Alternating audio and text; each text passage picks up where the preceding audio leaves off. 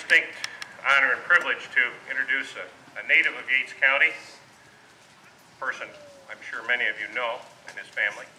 Mark Moon joined the Marine Corps in 1993.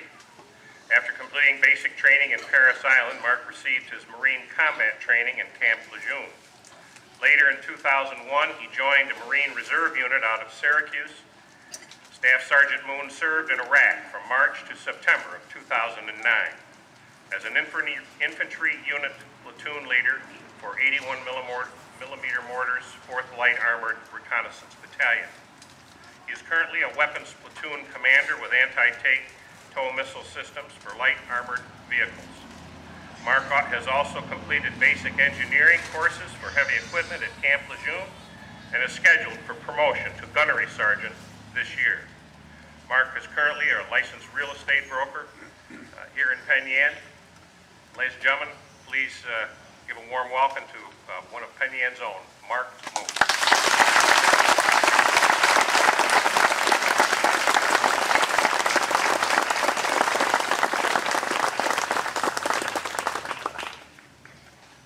I'm very honored to be here today. Thank you, Mr. Falvey. Thank you, Mr. Swartout. However, I think he was taking a little bit of a risk when he asked enlisted Marine to come up here and speak in public. The things that we find appropriate may not be suitable, but I hope I carry myself well to honor our veterans and our fallen. And if I make any mistakes, then I'll blame that on Mr. Swartout. In all seriousness, in our latest deployment to Iraq, my company was often 3 or 4 hours away from any substantial other ground units that were assigned in direct support. We relied heavily on each other within our company and our platoons, and we also used any available asset we could find from other coalition forces. We worked with Navy, EOD techs. We worked with various Army intelligence units, and one in particular was a small Army team of human intelligence that was assigned to our platoon at various times. Very, very proficient Arabic speakers and human intelligence collection soldiers that we carted around and helped us in our mission. One of the very important aspects and the benefits they brought to us was in working along the Syrian border, desperate poor people would allow themselves to be influenced by others to facilitate foreign fighters coming across the Syrian border, headed on their way to Tikrit, Mosul, and Baghdad. Without that team, we wouldn't have been able to accomplish some of the missions we were given. In those larger cities at the same time I was there, proud soldiers like Lieutenant Sean McNeil from Penn Yan. So we took that job very seriously.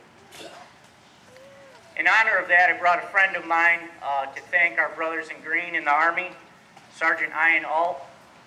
He did 4 years active duty as a Ranger. He's jump qualified. He's been to Mountain Warfare School, Sergeant's Leaders Course, Basic Non-Commissioned Officers Course on his way to promotion. Currently married to Denise. They live in Himrod with 4 children. She's also in the National Guard. He was deployed in 2008 for 11 months. And as someone in the reserves, I think that's a long time. That's a lot to ask. Marines typically go in country for 6-month deployments today. He operated in Afghanistan on Forward Operating Base Phoenix, did various security patrols in and around that area, and long-range security and reconnaissance patrols. So I would like Ian to stay up here and say a few words to you.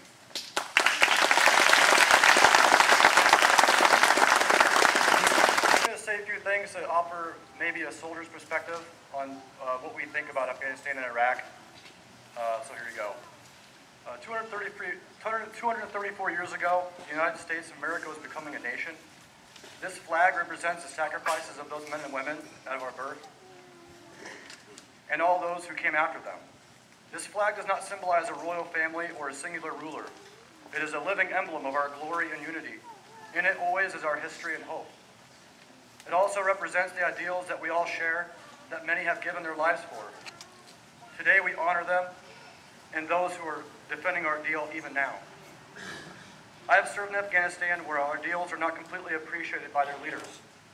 I can say from experience that the people there recognize the greatness of our country as we do and want it for themselves. It is our honor as soldiers to do our part in achieving their goal, to enjoy the rights that we do. Thank you. I've got a few Marines with me today. Lance Corporal Brian Schreiber is over here in his dress blues. He's holding our POW flag.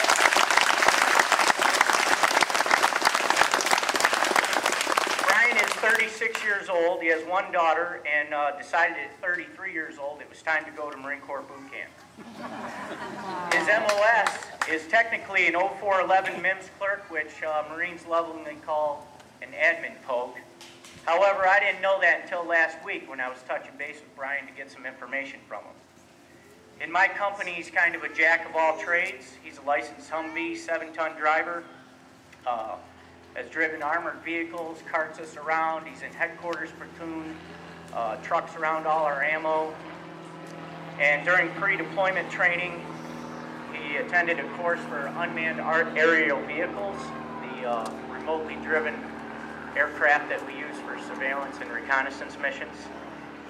He's accompanied me on 81mm mortar shoots in Fort Drum, and we convinced him to drop a couple rounds up there.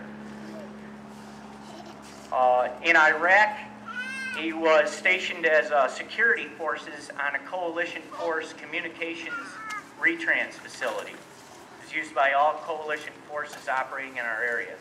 I personally think he's a very loyal and faithful and dedicated Marine, and I'm proud to have him in our company. As if boot camp at 33 was not enough punishment, he's decided to stay married to Staff Sergeant Pamela Schreiber. She is holding our national colors over here up in the front. She's originally from Branchport, New York, the daughter of Harold and Una Tones. In 2004, she went to boot camp. She's now in the Army Reserve Delta Company in Webster, New York. Mobilized in 2008 and 2009, she's an Army Reserve drill sergeant. While mobilized, she completed training as an instructor for Army Reserve soldiers deploying to Iraq.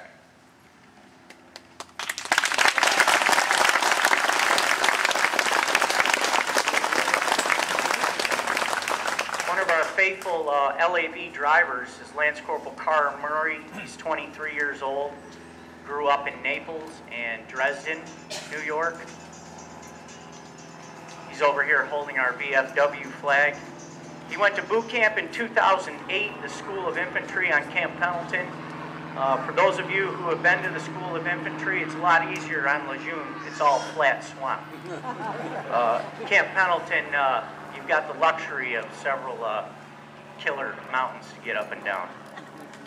He then completed an LAV crewman's course, and in Iraq, he did a lot of driving. Around here in high school, Raising Cane, we thought it was fun driving around with no lights on.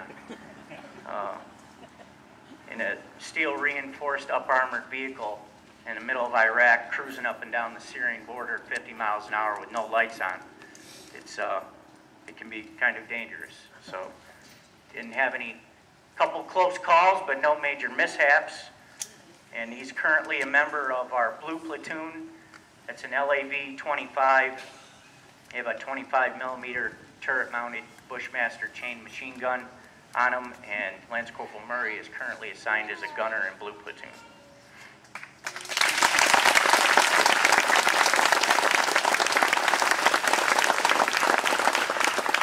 Lance Corporal Murray unknowingly got me into a little bit of trouble with my CO in Iraq.